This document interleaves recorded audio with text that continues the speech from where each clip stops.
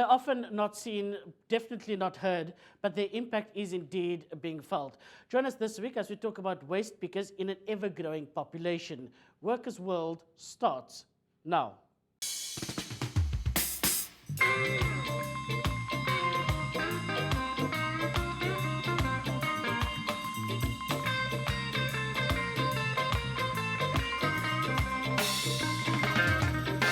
From England to Poland, every step across the ocean, the ruling classes, them is in a mess. Oh yes, the capitalist system a regress, but the Soviet system now progress. So welcome to our weekly Workers' World Labour Show. I'm your host, Shirik Trubari. Thank you once again for joining us as we talk about a particularly interesting subject today, South Africa's rate of unemployment and underemployment that is currently standing in the region of 50%. This in terms of the expanded definition and job losses due to company retrenchments continuing, especially since the COVID-19 crisis. South Africa is also reputed to have the highest level of inequality in the world, while the government has continued to fail to deliver on promises of job creation. Many underemployed people are creatively surviving and ensuring that their own livelihoods while also simultaneously contributing to a cleaner environment. One such group is the growing number of waste pickers. That's a conversation we'll get into today, but first let's go to our insert prepared for us by the Workers' World Media Productions editorial team.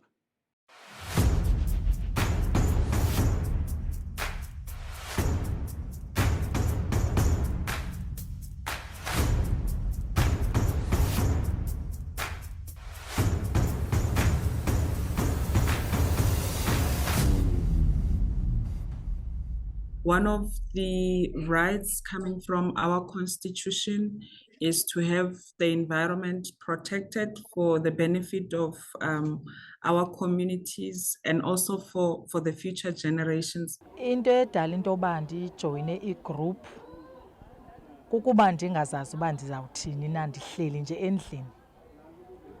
Ndancedwa kwafika umama onguFrancina othe wasithatha sigcakamele amalanga. Wasibonisa lo msebenzi.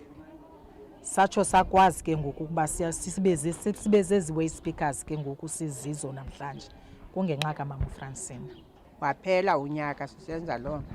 Sithola ikhalibhodi, u-K4 lo, iphepha, itoti, iscrap, zinsimbi ezo, neetoti ezebhins. Senza loo nto. Sithola imigqomo, siyivule, sifumane, sithole iplastiki. Siyayithola iibhotile ezophukayo, siyazophula, nazo siyazithola. The informal settlements, they are new and they are old. So the old ones, the truck is easily able to access the road and be able to clean up and also provide skip bins for the residents. But in some areas where the newer ones, they are located there in the steep mountain, so it's difficult for the truck to access there. Mntana sekhaya. Izinto esidibana nazo eziyingozi zininzi. Umzekelo uthi usakrapa emgqomeni ubona ngenje efileyo. Uthi usakrapa ikhimbi kuyimpethu njena. So zezo nto nje into esidibana nazo emgqomeni akuhlanga. It's dangerous to see the rubbish next to the road. It will make accident. The drains will be blocked, and they're blocked even now. And even if we're talking about the diseases, our children play next to these containers, and they are playing with this rubbish. For now, the reality is that we do have reclaimers that are still working from our landfill sites. And what we would want to see is that we don't want to see any waste recyclables getting to landfill sites, meaning working closely with our municipalities, ensuring that there are bylaws in place that would encourage even pushback, reverse engineer the system, and our residents also separating their waste at source, because then you will then not have your waste pickers having to work in a landfill site. It's not designed to be a recovery space. I-challenges esizifeyisayo ke-waste pickers ezinye zazo zezingabi nanto zosebenza ii-gloves because besingazifumani everyday nje basisebenza everyday nje ii-challenges ze-glove ne-uniform the other thing besine-challenge ne-challenge yesithathu yi-transport because siyayidinga i-transport iyinidi kuthi thina zi-waste pickers and nezi ndawo kaloku sithengisa kuzo zikude. Our reimagined future is where residents separate their waste, and there are pick-up, drop-off collection points that are also ensuring that they are serviced by waste pickers. So in some of the settlements already, residents would know that they separate their recyclables, and their waste picker who service their street collects them at a particular time. So that is the future that we would want to see. Siseriskini ngoba ke mna ndiyaphuma 4:45. Xa uphuma 4:45 awuyazi uba uzawudibana nantoni, so sisemngciphekweni ombi kakhulu.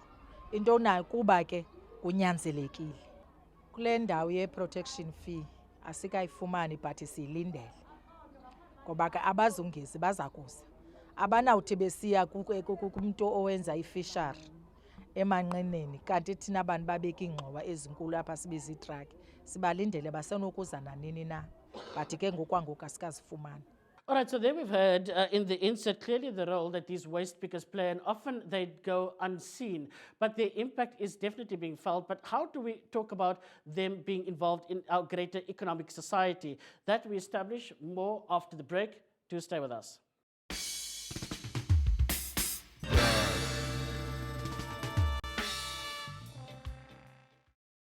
All right, welcome back from the break. As you've heard there, of course, the incident as well highlighted was a very key role that waste pickers can play, particularly in a country where unemployment is a particular issue. This unemployment is, of course, characterized by what we see in the rest of the world, certainly as well. Thank you very much to my panel of guests for having joined us. I want to start off with you, Madi Tlare Kuwena, of course, the National Coordinating Committee member at the International Alliance of Waste Pickers and the South African Waste Pickers Association. Thank you very much for having joined us. Maybe just start off with you to define for us, what are waste pickers? What role do they play? Good morning, and thank you for having me on the show.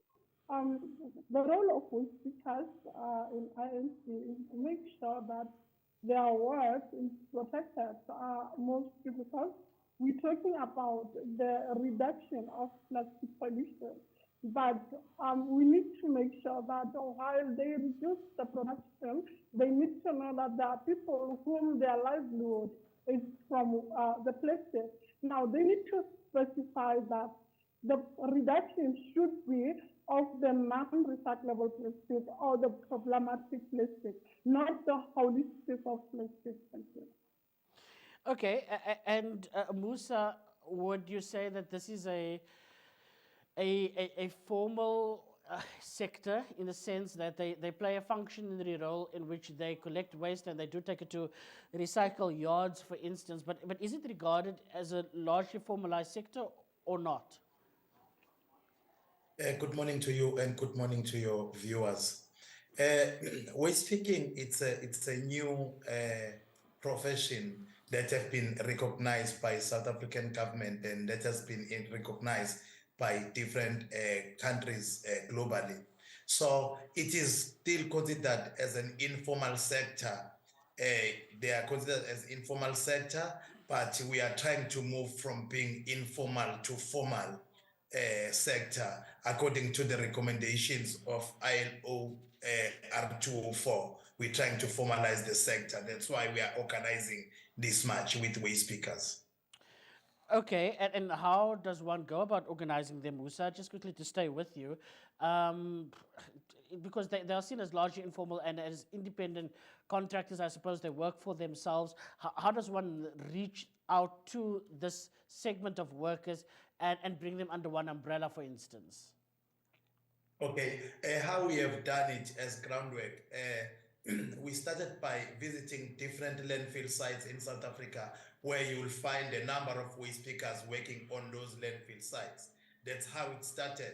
And we started engaging with them and telling them it is important what they are doing because they're doing it for the environment and they mitigating the impacts of climate change and they also saving space at the landfill sites. But the problem was that at that time, they were not being recognized by government.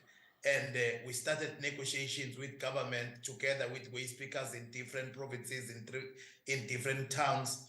Then in 2009, we had a national meeting of waste pickers where all provinces were represented in Johannesburg. And they started to call themselves waste pickers and they called themselves that they're going to be under the umbrella of South African Waste Pickers Association. But it happened through visits, through negotiations, through perseverance, and through convincing and all of that. That's how it started.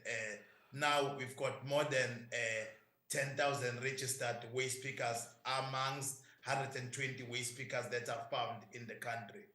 That 120 would be 120,000, correct? Yes. Okay. And Jane, thank you very much for your time as well, Organization and Representation Program Director at WEGO, the Women in Informal Employment. Who are the majority, I suppose, cohort of waste pickers? Are they largely male? Are they female? What is their background? Talk to us about the profile of these waste pickers. Gosh, that's an interesting question. And I'm sure the current registration process in South Africa, which is being done in conjunction with the Department of Environment, will really reveal the accurate sort of demography of waste pickers in South Africa. But firstly, there are two slightly different categories of waste pickers. There are those who work on the landfills, and there are those who are more visible, and members of the public probably see them more often, those that are collect in the streets and pull trolleys of recyclables to resell usually through middlemen. So firstly, they're the two categories, and the gender breakdown in each of those categories tends to be a bit different. There tend to be a lot more women on the landfills than on the streets, although you do find some women street waste pickers. And then, you know, there's a mixture of ages, old and young. Some are people who were in formal employment and who lost their jobs through retrenchments and so on in mining and manufacturing.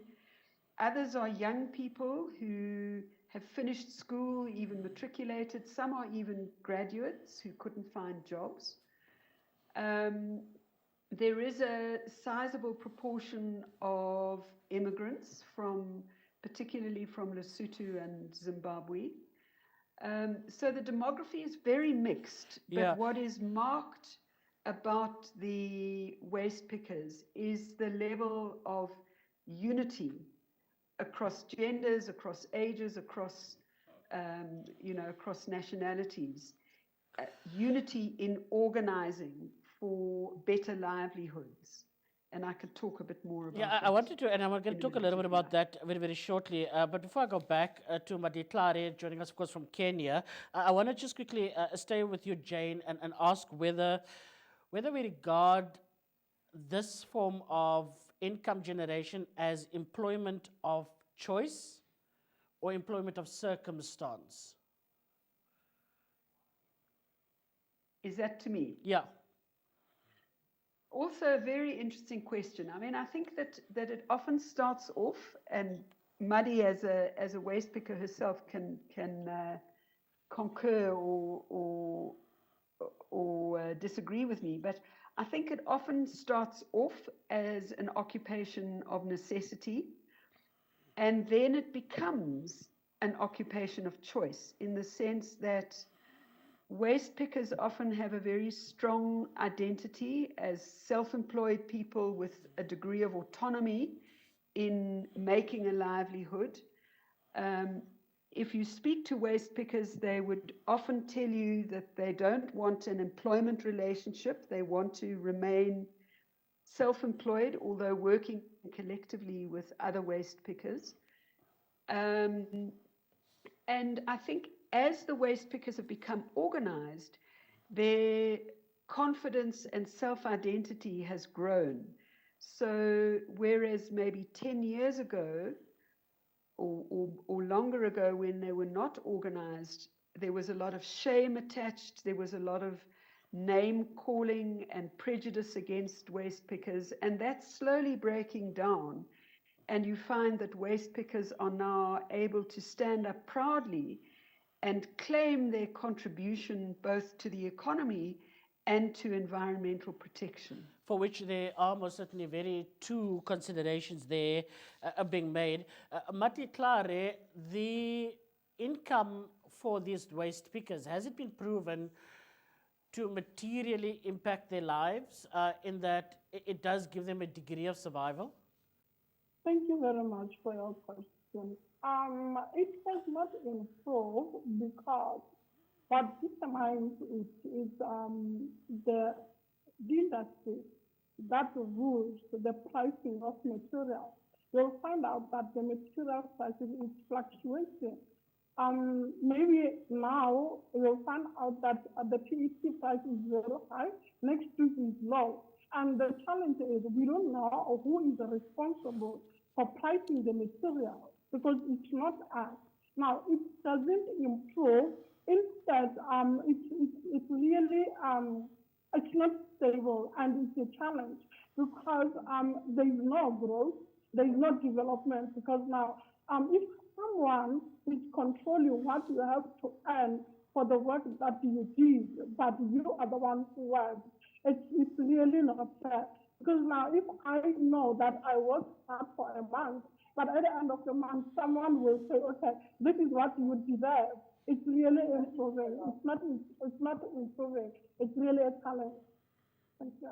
Yeah.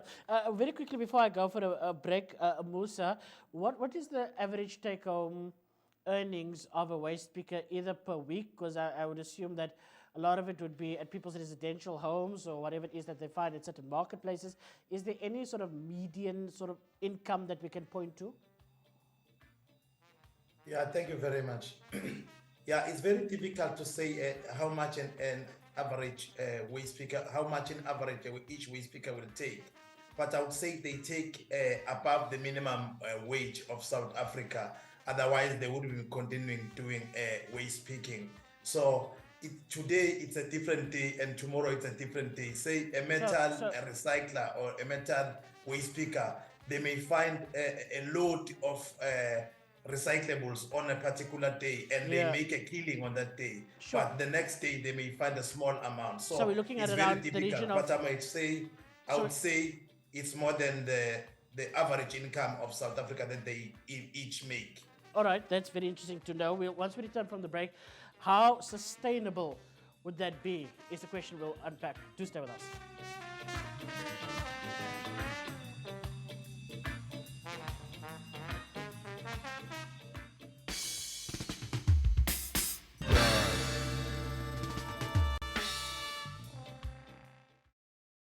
All right, we are talking about waste because evidently they play a very crucial role. And as we've heard before the break, there, Jane having indicated that there's a duality to this role. One is that environmentally they are playing somewhat of a role to recycle the necessary.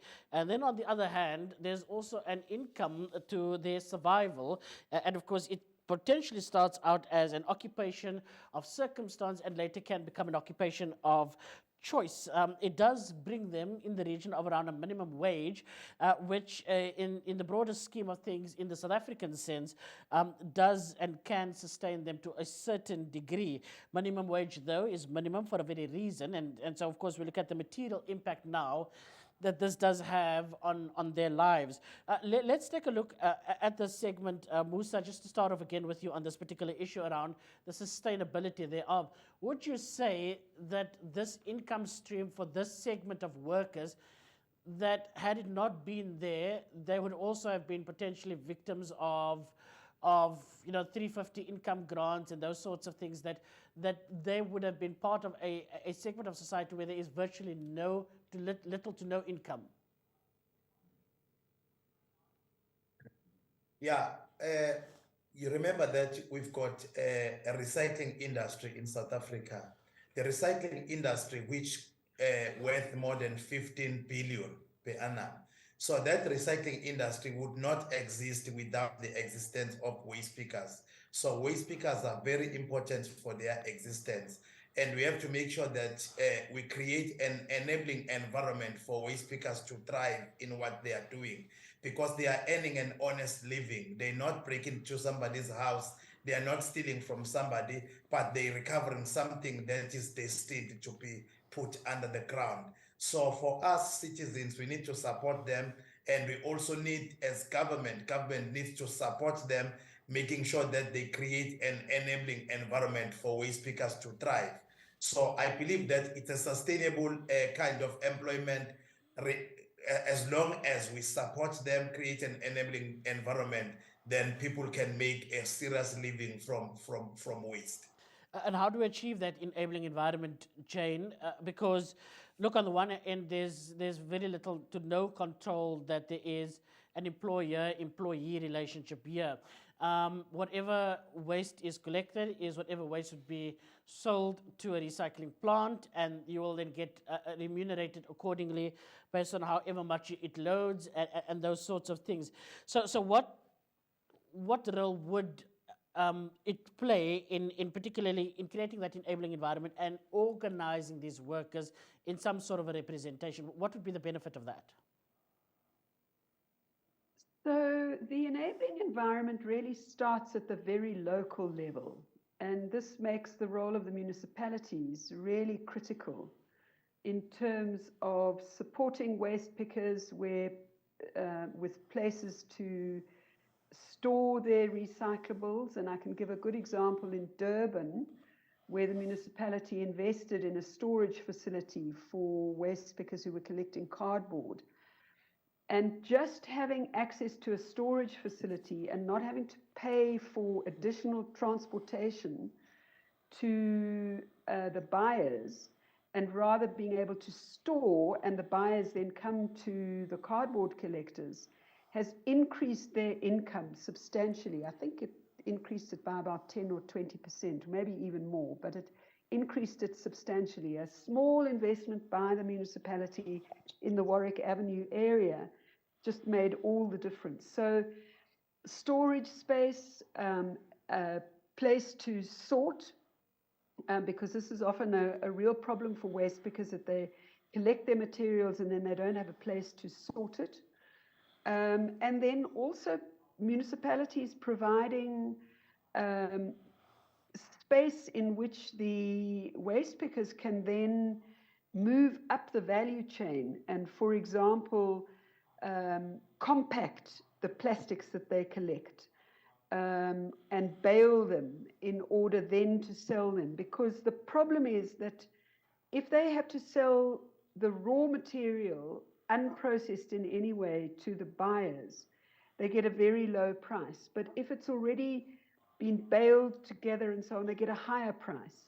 So improvements in livelihood depend very much on collaborations with municipalities to provide access to space to do all of these things. Okay, so that's the one thing. All right, I want to just quickly stay on that one bit, because I want to quickly bring in Madiklare. I know that there are cross-continental efforts to try and formalize the sector. There are these different conferences, different regions that are coming together to talk increasingly about the role of waste pickers. What would a forum like that achieve, given the informality that up until now we've come to learn the industry exists on? For us, it's a benefit because now the whole world is sitting on the table together, and we are being able to be listened by everyone around the table. It's not only now about the industry, but even the government, the member states, are here to listen to our voice when we say we want recognition of what we do it, because we know that the contribution that we do is a milestone of many, many more years. We've been doing this even before. They think of coming up with an instrument that they will use to control plastic on the environment. We are already there.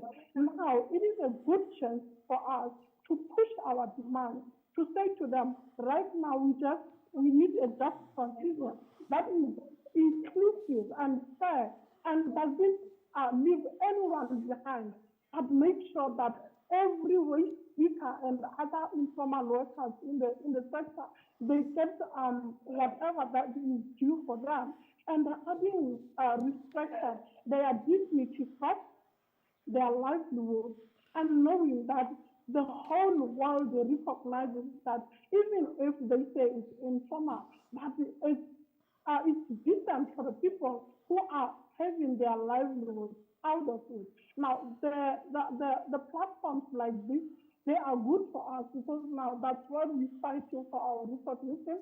We're fighting for our demands, our words to be heard, our voice to be loud enough to be recognized by all the member states. Yeah. And on that score, Musa, there was, I'm not sure whether you're familiar with the project, but there was a waste recyclers project that was launched in Tembisa and Gauteng in September of 2017. Is it still operating? And what was the idea behind that, if you are aware? Yes, I'm aware of it. It was 2017 where the MEC for Environment, Lebogang Maile at that time, they organized a couple of hundreds of motorized vehicles for waste pickers to use. They called it kiri kiri, like tax, for waste pickers to collect recyclables from different towns and from different suburbs. Because you know that waste pickers walk kilometers and kilometers per day to collect the recyclables. So since we've been knocking at the door together with waste pickers of the doors of government, they ended up organizing such tricycles, and they distributed to different waste pickers or reclaimers in and around Johannesburg.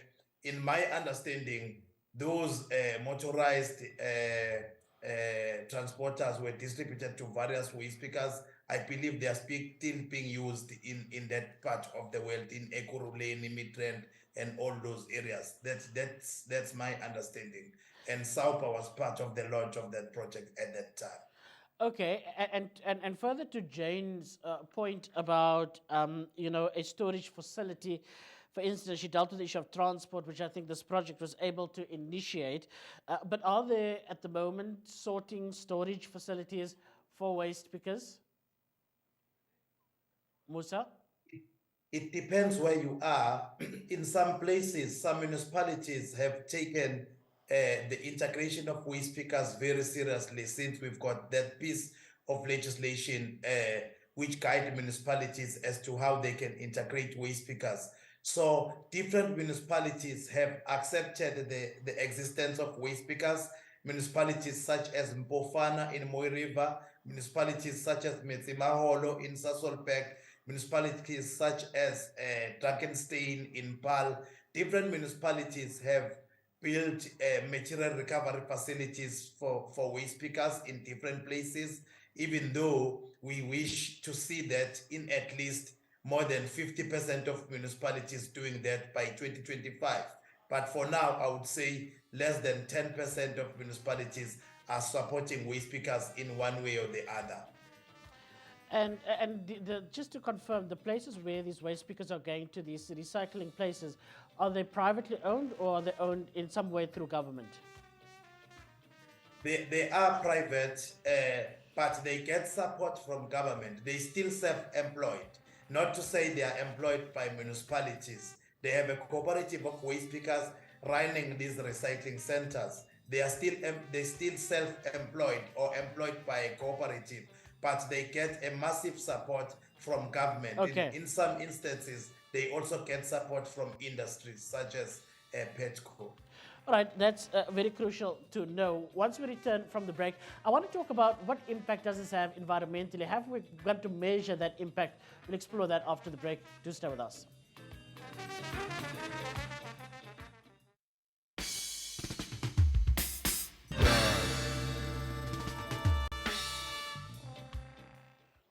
All right, we are talking about waste pickers and certainly the impactful role that they do play in our society. We've established that this is a very honest way of living and one in which they can, to a certain degree, begin to sustain their livelihoods. As we spoke about it earlier, there's a duality to this as well, and that is the fact that there is an environmental objective in recycling waste. Waste, otherwise, some of us would be too lazy to sort ourselves and then, of course, to drop off at a facility where they can be recycled.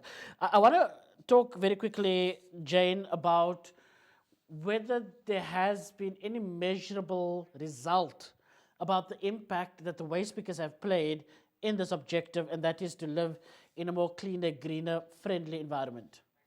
Thanks very much for the question, and I'm sure Musa can also add from the environmental point of view. But let me say that the waste pickers are in the process of forming an international association, the International Alliance of Waste Pickers. And Muddy currently is in Nairobi. She's made reference to the platform that is currently, the negotiations that are currently taking place between governments in Nairobi around plastics reduction. And the waste pickers are there to give their input to the process. And the reason that they have globally been recognized and been accepted into the forum, even though they don't have a vote, but they do have a voice, is because they are recognized as playing a significant role in not just reducing plastics pollution, but also in reducing greenhouse gas emissions. So, for example, the collection of plastics and other recyclables by waste pickers from the landfill sites and from the streets results in less waste on the dump sites. And the less waste there is on a dump site, the less carbon emissions there are from the heat and so on that gets generated by waste. So those carbon emission reductions are not difficult actually to calculate, and the IWP, with the support of WeGo, has developed a tool which we call the greenhouse gas calculator, which can actually, after calculating the volumes and the type of waste collected by an individual or a group of waste pickers, the greenhouse gas calculator can actually calculate exactly the weight of the carbon emissions that have been reduced or saved by the waste pickers. So there is both a positive environmental impact through the removal of the waste from public space and you know, the environment at large, reducing it from going into the oceans and causing problems with the fish and so on, but also this reduction in greenhouse gas emissions, which is really very, very critical. And the way that it's calculated, it's referred to as the saving of landfill space as well.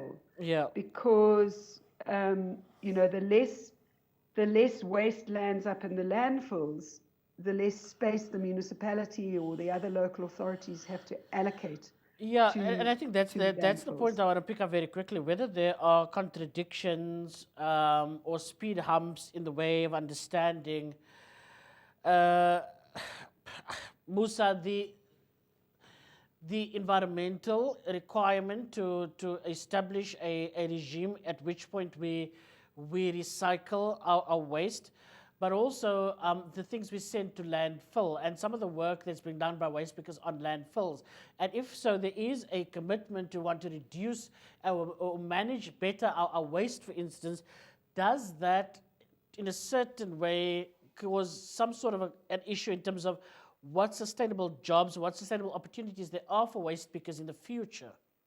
No, a minimizing of waste, it's a requirement of the Waste Act, the legislation that we have as a country. And it is also stipulated in the National Waste Management Strategy. Reduction of waste does not necessarily mean that waste pickers will lose their livelihoods. But what we are talking about, it's about minimizing especially those waste materials that are non-recyclable materials or that do not have a market in South Africa. Then if we minimize all of that, that means less and less waste that will go to the landfill. We're talking about diversion of waste going to the landfill. The other important aspect that is done by waste pickers is to clean the environment, because if we don't clean the environment, it's gonna be a problem, because now it's a rainy season in South Africa. This waste clogs drainage systems. As a result, when it rains, it floods easily. So the existence of waste pickers also help in making sure that such things, the floods never happen. And it's also a benefit to the economy. And it's a benefit to the economy because they're talking about rands and cents, exchanging all of that. So it's benefit for the environment. It's saving space at the landfill. It's a win-win situation for everyone. It's something that we need to encourage. It's something that we need to protect. These are jobs that are there that we need to protect and that we need to promote. So we've got all the role to play as role players, government, industries, as well as citizens of this country. We need to encourage waste pickers by doing what they are doing. Even though we have to do it in the confines of the law, municipalities need to review their licenses, because they have to make sure that there is recycling, there is reduction before disposal. All of those things, they need to happen within the confines of the law, of course. Not to say we say waste pickers should be based on landfills forever, but waste pickers intends moving upstream, have separation at source, have a material recovery facility in every suburb or ward. All of those, when you put them together, will result to zero waste going to landfill. Nobody knows, maybe by 2050, we won't need landfill sites anymore, because everything will be recyclable. When we talk about circular economy, everything has to be recycled. Everything has to go back to a circular economy. Thanks. And that circular economy, Baditlare, how is it working internationally? Of course, we've been talking about these efforts to try and speak with one unified global voice for waste pickers, and those efforts that are underway at the moment. Of course, South Africa and Kenya working very close hand in hand to try and establish this level of organization for this particular cohort of workers. I want to just quickly look at maybe your thoughts on what the environmental impact has been and whether they've been measured globally, at least, in terms of the role that waste pickers do play. Yes, there is a big and huge impact on what waste pickers are doing, and it's been recognized globally by the member states and other member of civil societies. And there are some industries that support, because they can see that waste pickers does do have the impact that they're doing in the environment, because it's not only about selling and earning money, but it's about taking care of environment, including at the marine life, because our beaches are dirty now because there's waste all over.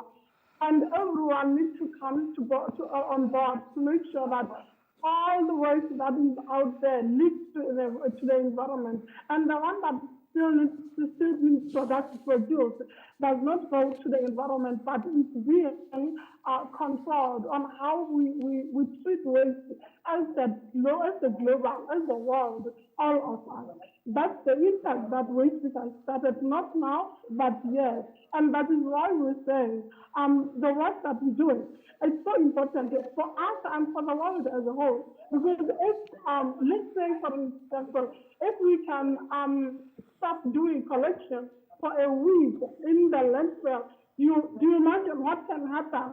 Only that way, the landfill can overflow with the recycling, with the waste. But because there are thousands and thousands of waste pickers in the landfill, trying to make sure that they extract whatever that is valuable out of the waste to the right way. And we are fighting for upstream circular economy, not the downstream. That is why we're saying, if the world recognizes what waste pickers is doing, they will have to join hands on what we're doing. Make sure that there will be no production of non-recyclable material or problematic plastic. That is, as Musa said, it's blocking our drainage and causing the flood. It's going straight to our beaches. It's going to the environment. Yeah. But if we can all do what waste pickers are doing, that Sure. will be impact not only for waste pickers, but for everyone. For everyone indeed. And once we return from the break, should we begin to start the work on the formalization of the sector, and is that in the interest of waste pickers? We'll wrap up on that once we return from the break. Do stay with us.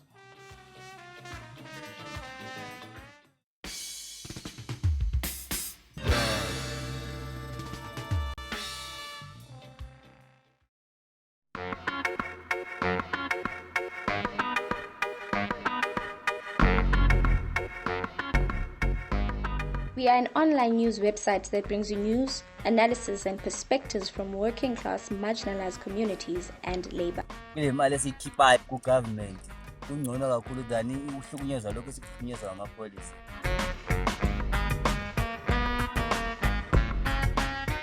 Elicha is published by Workers World Media Productions and is a bilingual website as we cover labor, health, education and local government issues in English and isiXhosa.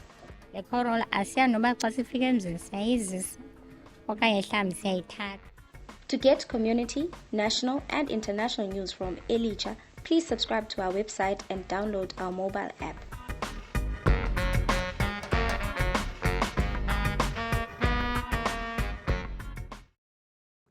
All right, we've been talking about waste pickers and certainly the role that they play. There's a figure which I'm sitting with here that says that municipalities approximately benefit to the tune of 750 million rand per annum. Should workers be benefiting from this? I suppose in part is the question, and I'm certain the answer to that will be in the affirmative. The question, though, that I'm sitting with right now is, what does formalization look like? And is formalization an objective? Let me put that to you, Jane. Let's start with you very quickly. Should we work at a faster, better rate to formalize, give permits, decide where they work, how they work, what uniform they wear?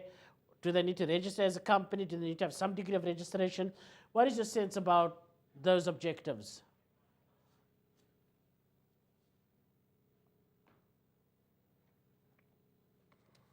So thanks for the question. Our approach to formalization is that it must always be from the bottom up. In other words, any type of formalization that is just an imposition from the top is not going to work.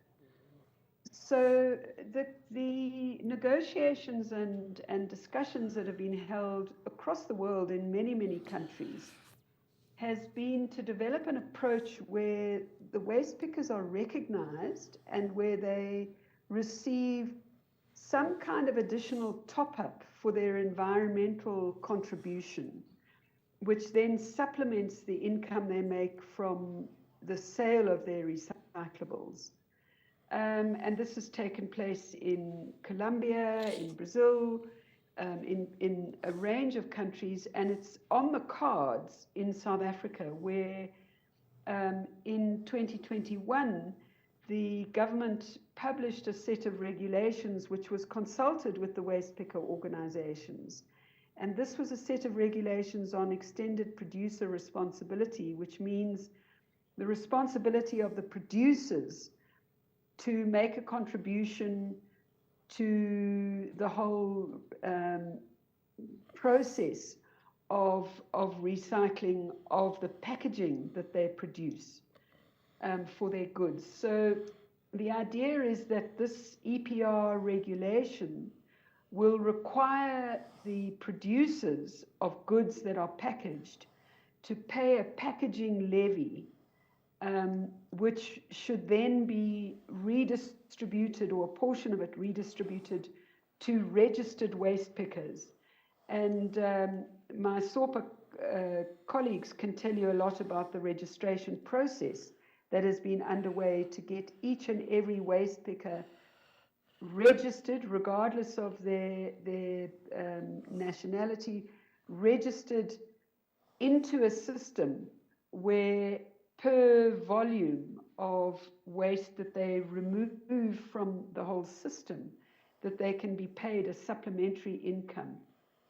So Okay, this is one form of I wanna formalisation. understand how that registration. Then there are other forms of formalisation that waste pickers have chosen to pursue as well. And let's talk about those different forms of formalization. Matiklare, we heard this formalization to the extent which I've described in my question there to Jane, which I'm certain you were able to remember, but there's also the concept of registering. What does registering mean, and is that a universal practice for the industry that you hope these conferences will come to an agreement on? Okay, thank you very much for the question. The registration of waste pickers is not yet universal, but we're hoping that in years to come it will be universal, because that's our wish to see all waste pickers being registered so that they can earn a decent livelihood. And knowing that they are formalized, we're hoping to see the mandatory EPR that produces a commitment from the PRO that they will pay the savings for whatever things that waste pickers are providing. And we're hoping to see that waste pickers are going to be recognized and included in all the roundtable discussion. When they become formalized, they will be excluded. They will be part of co-designing of those EPR schemes, all those bylaws that will be created to make sure that they become part of it. Formalization doesn't mean they will be decided for, but they need to be part of the decision, and they need to be included in all the structures that government and the PROs are forming. That's what we're hoping for. So to see when they say they're going to formalize this, because we need to see to it that all the labor organizations are being included, and then we need to see to it that if our government says just transition for waste pickers, or if we say just transition for us, it include everyone inside. It doesn't exclude everyone. Yeah, and I think that is the proper process to undertake. It's to make it all inclusive. Musa, I'm running dangerously out of time, but I want to get your last thoughts on this being an employment of choice. How do we bring dignity to waste pickers? Yeah, dignity to waste pickers firstly is to recognize them. Fortunately, they've been recognized at a national level, but it's lacking at municipal level. We hope that each municipality needs to recognize them, to say these are the workers that are in the system of recycling, and thereafter they need to register them. And after registration of waste pickers, they need to identify places where they could have a recycling center or buyback center and all of that, but they need to do that in consultation with waste pickers, and they need to make sure that such infrastructure is driven by waste pickers. It's easier if it's driven by waste pickers because they know the recyclable materials more than anybody else, and make sure that they create an enabling environment for waste pickers.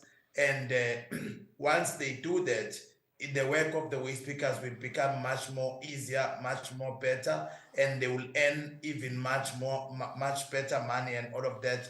And they can even calculate that we have built a material recovery facility for 1 million, and as a result, so many waste pickers are benefiting from building that material recovery facility or a buyback center. So there is a role that we need to play. So if municipalities or government would do something like that in a nutshell, that will assist a lot in terms of waste recycling and reduction of waste going to landfill. Yeah. And I think, you know, Thank those are those common objectives that we can most certainly work towards. As we've heard here, that certainly it's become, and not just an employment of circumstance, but certainly an occupation of choice. The task for us then is to bring the dignity, and that is by the recognition, the registration, and providing the resources necessary for these waste pickers to thrive. And on that note, let's all commit to living an environmentally green society, and in the process, recognize those that are helping us in achieving just that. Until we chat again, have a lovely day. Thank you very much for tuning in. Bye-bye.